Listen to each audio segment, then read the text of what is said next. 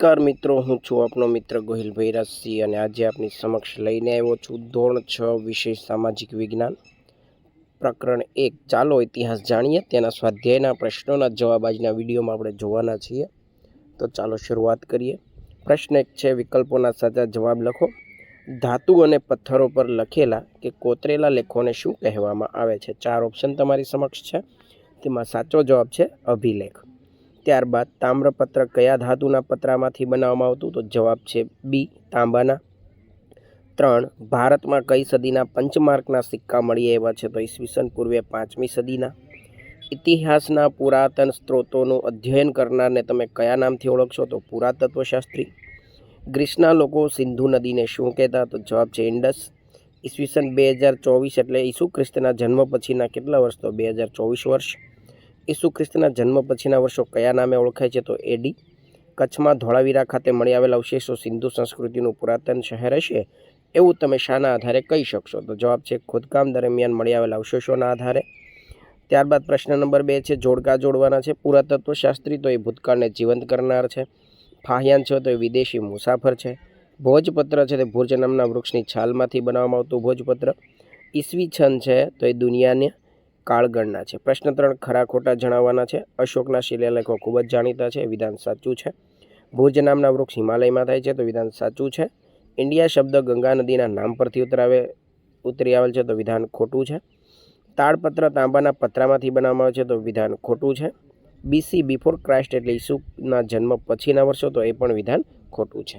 ત્યારબાદ આપણે પ્રશ્ન નંબર 4 ઉપર જઈએ. યોગ્ય શબ્દ વડે નીચેના વિધાનોની ખાલી જગ્યા પૂરવાની છે.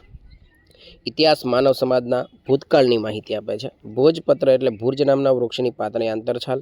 તાંબાના પતરા ઉપર કોતરીને લખવામાં આવતું લખાણ એટલે તામ્રપત્ર. પુરાતત્વશાસ્ત્રીઓ ભૂતકાળને આપણી સમક્ષ જીવંત કરે છે.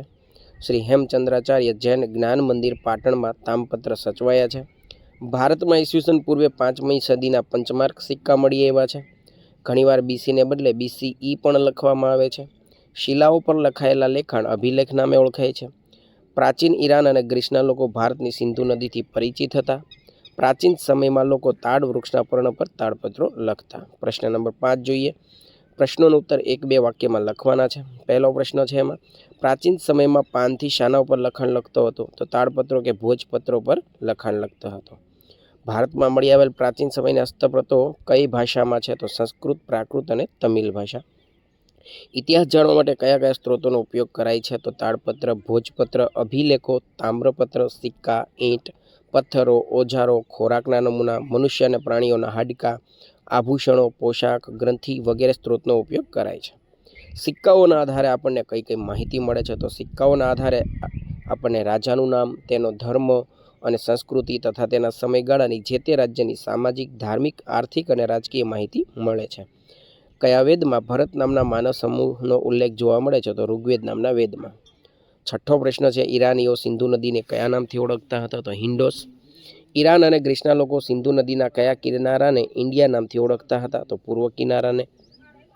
એક ઇતિહાસકારને દક્ષિણ ભારતના એક મંદિરમાંથી જૂના સમયના સંસ્કૃત નાટકો મળી આવ્યા. આ શાના ઉપર લખાયો હશે અને શા માટે? તો કે તાડપત્ર કે ભોજપત્ર ઉપર લખાયા હશે. સામાજિક વિજ્ઞાન આપણને કઈ કઈ બાબતોની જાણકારી આપે છે? તો જવાબ છે સામાજિક વિજ્ઞાન આપણને ઇતિહાસ, ભૂગોળ, અર્થશાસ્ત્ર, સામાજિક પરિસ્થિતિ, સંસ્થાઓ, રાજનીતિશાસ્ત્ર, વર્તમાન સમાજ જીવન વગેરે બાબતોની જાણકારી આપે છે. 10મું, સામાજિક વિજ્ઞાનમાં કયો વિષય આપણને માનવ સમાજના ભૂતકાળની માહિતી આપે છે? તો કે ઇતિહાસ. 11મો પ્રશ્ન, હસ્તપ્રતોમાંથી આપણને કઈ કઈ બાબતોની જાણકારી મળે છે? તો હસ્તપ્રતોમાંથી આપણને પ્રાચીન સમયના ભાષા, ધાર્મિક રીતિ રિવાજો, સામાજિક માન્યતાઓ, રાજાઓની જીવનશૈલી, વિજ્ઞાન, શિક્ષણ, દવાઓ, પ્રાણીઓ વગેરે બાબતોની જાણકારી મળે છે. 12મો પ્રશ્ન છે, હસ્તપ્રતોમાં કઈ કઈ ભાષામાં લખાણ જોવા મળે છે? તો સંસ્કૃત, પ્રાકૃત અને તમિલ ભાષા. કયા ઐતિહાસિક સ્ત્રોતો પર લખાયેલા લખાણો લાંબા સમય સુધી ટકી રહ્યા છે? તો જવાબ છે શિલાલેખો અને અભિલેખો. ત્યારબાદ મિત્રો આપણે 14મો પ્રશ્ન જોઈએ. તો રાજાઓ તામ્રપત્રનો ઉપયોગ કેવી રીતે કરતા? તો રાજાઓ પોતાના વહીવટી તંત્ર અને દાનની માહિતી તાંબાના પતરા ઉપર કોતરાવીને તેનો ઉપયોગ કરતા. પ્રાચીન કાળમાં ભારતમાં કયા કયા વિદેશી પ્રવાસીઓ આવ્યા હતા? તો મેગસ્થનીસ, પ્લિની, ફાહિયાન અને યુએનસાંગ. આપણા દેશને કયા 2 નામોથી ઓળખવામાં આવે છે? તો ઇન્ડિયા અને ભારત. પ્રાચીન ઈરાન અને ગ્રીસના લોકો ભારતની કઈ નદીથી પરિચિત હતા? તો સિંધુ નદી. ભરત નામના માનવ સમૂહે ભારતમાં કઈ જગ્યાએ વસવાટ કર્યો હતો? તો ભારતમાં ઉત્તર પશ્ચિમ ભારતમાં. દુનિયાનો સમય કઈ સાલવારી સાથે જોડવામાં આવ્યો છે? તો ઈસવીસનની. ગ્રીસના લોકો સિંધુ નદીના પરિચયમાં કેટલા વર્ષ પહેલાં આવ્યા હતા? તો આજથી લગભગ 2500 વર્ષ પહેલાં. આપણી સમક્ષ ભૂતકાળને જીવંત કોણ કરે છે? તો પુરાતત્વશાસ્ત્રીઓ અને ઇતિહાસકારો. ત્યારબાદ કારણો જોઈએ. પ્રાચીન સમયમાં રાજાઓ અભિલેખો કે શિલાલેખો કોતરાવતા હતા. કારણ કે પ્રાચીન સમયમાં રાજાઓ પોતાના આદેશો શિલાલેખો કે અભિલેખો પર કોતરાવી પ્રજા સાથે સંવાદ કરતા હતા. તેઓ તેમના વિજય, ધર્મ અને સંસ્કૃતિની માહિતી અભિલેખો પર અંકિત કરાવતા હતા. વળી શિલાલેખો કે અભિલેખો પર લખાયેલા લખાણો લાંબા સમય સુધી ટકી રહેતા હતા. તેથી બીજો પ્રશ્ન છે, સિક્કા ઇતિહાસ જાણવાનું અગત્યનું સાધન છે. તો સિક્કા પર જે તે સમયના રાજાનું નામ, તેના ધર્મ અને સંસ્કૃતિ તથા તેના સમયગાળાની માહિતી જાણવા મળે છે. સિક્કાઓના આધારે જે તે રાજ્યની સામાજિક, ધાર્મિક, આર્થિક અને રાજકીય માહિતી જાણવા મળે છે. આમ સિક્કા એ ઇતિહાસ જાણવાનું અગત્યનું સાધન છે. ત્રીજું કારણ જોઈએ. ઇતિહાસકારો ભૂતકાળનું અધ્યયન કરનારા વિદ્વાનો છે. તો ઇતિહાસકારો માહિતી એકઠી કરી તેનું વર્ગીકરણ કરી અને સંશોધન કરે છે. આ ઉપરાંત ઇતિહાસકારો ઇતિહાસને જીવંત કરવા ઐતિહાસિક સ્ત્રોતનો ઉપયોગ કરીને તે સમયની ચોક્કસ માહિતી આપે છે. તેથી ચોથું, કોઈ સમયગાળાના સમાજ કે રાજકીય વ્યવસ્થા જાણવા માટે તે સમયના શિલાલેખો કે અભિલેખો વાંચવા જોઈએ. તો કે પ્રાચીન સમયમાં રાજાઓ પોતાના આદેશો શિલાલેખો, અભિલેખો પર કોતરાવી પ્રજા સાથે સંવાદ કરતા. તેઓ તેમના વિજય, ધર્મ અને સંસ્કૃતિ માહિતી અભિલેખો પર અંકિત કરાવતા હતા. વળી શિલાલેખો કે અભિલેખો પર લખાયેલા લખાણો લાંબા સમય સુધી ટકી રહેતા હતા. આથી પાંચમું, ઇતિહાસ જાણવાના સ્ત્રોતને ઇતિહાસ જાણવાના મહત્વના સાધનો ગણવામાં આવે છે. કારણ કે ઇતિહાસકારો અને પુરાતત્વશાસ્ત્રીઓ ઇતિહાસ જાણવાના સ્ત્રોતનું સંશોધન કરીને માહિતી આપે છે. પ્રાચીન સ્થળો, મકાનો, સિક્કા, ઈંટો, પથ્થરો, ઓજારો, ખોરાકના નમૂના, મનુષ્યો અને પ્રાણીઓના હાડકાં વગેરે ઐતિહાસિક સ્ત્રોતોનો અભ્યાસ કરે છે અને આપણને તે સમયની સંસ્કૃતિથી માહિતગાર કરે છે. તેથી છઠ્ઠું કારણ, પ્રવાસ વર્ણનમાંથી આપણને જે તે દેશના ઇતિહાસ અને સંસ્કૃતિની માહિતી મળે છે. તો જોઈએ જવાબ. પ્રાચીન સમયના પ્રવાસીઓ કે વિદેશી મુસાફરો જે દેશમાં ફરતા જાય તેની સભ્યતા, સંસ્કૃતિ, મંદિરો, ખાનપાન, પોશાક, રીતિરિવાજો, ધર્મ અને રાજકીય બાબતોની નોંધ પોતાની ડાયરીમાં કરે છે. આવા પ્રવાસ વર્ણનમાં જે તે દેશની ઇતિહાસ અને સંસ્કૃતિ વિશે આપણે જાણી શકીએ છીએ. ત્યારબાદ આપણે મિત્રો ટૂંક નોંધ જોઈએ. પ્રશ્ન નંબર 7 છે, તાડપત્રો અને ભોજપત્ર. તો તાડપત્રો એટલે તાડ વૃક્ષના વર્ણ પર લખાયેલી હસ્તપ્રતો. પ્રાચીન સમયમાં માનવી લખવા માટે તાડપત્રો કે ભોજપત્રોનો ઉપયોગ કરતા હતા.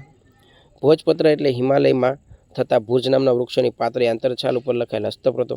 તાડપત્રો અને ભોજપત્રો જેવી હસ્તપ્રતોમાંથી આપણને પ્રાચીન સમયની ભાષા અને જીવન જીવવાની પદ્ધતિની જાણકારી મળે છે. તેમાં ધાર્મિક રીતિરિવાજો, સામાજિક માન્યતાઓ, રાજાઓની જીવનશૈલી, વિજ્ઞાન, શિક્ષણ, દવાઓ અને પ્રાણીઓ વિશે માહિતી મળે છે. આ હસ્તપ્રતો મંદિરો અને મઠોમાં સચવાયેલી છે. તેમાં સંસ્કૃત, પ્રાકૃત અને તમિલ ભાષામાં લખાણો જોવા મળે છે. કવિતા, નાટકો, વાર્તાઓ અને મહાકાવ્યો પણ તાડપત્રો અને ભોજપત્રો પર લખાયેલા મળી આવ્યા છે. બીજો, અભિલેખોની જોઈએ તો શિલાલેખો અને પથ્થરો પર કોતરેલા કે લખેલા લેખ અભિલેખ કહેવાય છે. આપણે અભિલેખોમાંથી ઇતિહાસ જાણી શકીએ છીએ. કેટલાક અભિલેખો ધાતુ પર પણ મળી આવ્યા છે. પ્રાચીન સમયમાં રાજાઓ પોતાના આદેશો શિલાઓ પર કોતરાવી પ્રજા સાથે સંવાદ કરતા હતા. પ્રાચીન ભારતના અનેક રાજાઓ અને રાણીઓ તેમના રાજ્ય, વિજય, ધર્મ અને સંસ્કૃતિની માહિતી અભિલેખો પર કોતરાવતા હતા. આવા શિલાલેખો અને અભિલેખો પર લખાયેલા લખાણો લાંબા સમય સુધી ટકી રહે છે. સમ્રાટ અશોકના શિલાલેખો ખૂબ જ જાણીતા છે. ત્યારબાદ ત્રીજી ટૂંક નોંધ જોઈએ, સાલવારી. ઇતિહાસમાં સમયનું ખૂબ જ મહત્વ છે. ઇતિહાસની ઘટનાઓ સમય અને સ્થાનની સાથે જ લખી શકાય છે. સમયને તારીખ, માસ અને વર્ષ સાથે જોડીને સમજીએ છીએ. ઈસવીસન, ખ્રિસ્તી ધર્મના સ્થાપક ઈસુ ખ્રિસ્તના જન્મને દુનિયાના સમય સાથે જોડવામાં આવ્યો છે, જેને આપણે ઈસવીસન કહીએ છીએ. અંગ્રેજીમાં એડી એટલે કે એનો ડોમિની એટલે કે ઈસુ ખ્રિસ્તીના જન્મ પછીના વર્ષો કહેવાય. દાખલા તરીકે ઈસવીસન 1947 એટલે ઈસુ ખ્રિસ્તના જન્મ પછીના 1947 વર્ષ. ઈસવીસન પૂર્વે, ઈસુ ખ્રિસ્તના જન્મના પહેલાંના સમયગાળાને ઈસવીસન પૂર્વે કહેવામાં આવે છે. દાખલા તરીકે ઈસવીસન પૂર્વેની 3જી સદીનો સમયગાળો એટલે ઈસુ ખ્રિસ્તના જન્મ પહેલાંના 2300 વર્ષ. ઘણીવાર સાલવારીને એડીને બદલે સીઈ સામાન્ય કે સાધારણ યુગ અને બીસીને બદલે બીસીઈ સામાન્ય કે સાધારણ યુગ પૂર્વે તરીકે પણ લખવામાં આવે છે. પ્રશ્ન 8, સમજૂતી આપો, વ્યાખ્યા આપો. તો જોઈએ, ભોજપત્રો. હિમાલયમાં થતા ભુજ નામના વૃક્ષોની પાતળી આંતરછાલ પર લખાયેલી હસ્તપ્રતો એટલે ભોજપત્રો. તાડપત્રની વ્યાખ્યા, તો તાડ વૃક્ષના પર્ણ પર લખેલા હસ્તપ્રતો એટલે તાડપત્ર. તામ્રપત્ર, તો તાંબાના પતરા પર કોતરીને લખવામાં આવતા લખાણના તામ્રપત્ર કહેવાય છે. મિત્રો, ચાલો ઇતિહાસ જાણીએ. પાઠના તમામ પ્રશ્નો 1-2 વાક્યમાં, વિકલ્પો, ખરા ખોટા, કારણો, ટૂંક નોંધ અને વ્યાખ્યાઓ આપણે આ વિડીયોમાં જોઈ, જે તમને ખૂબ જ ઉપયોગી થશે. આશા રાખું છું કે આ વિડીયો તમને પસંદ આવશે. તો નાનકડી એવી લાઇક આપવાનું ભૂલતા નહીં. નવા વિડીયો સાથે ફરી પાછા મળીશું. ત્યાં સુધી જય હિન્દ, જય ભારત, જય ગુજરાત.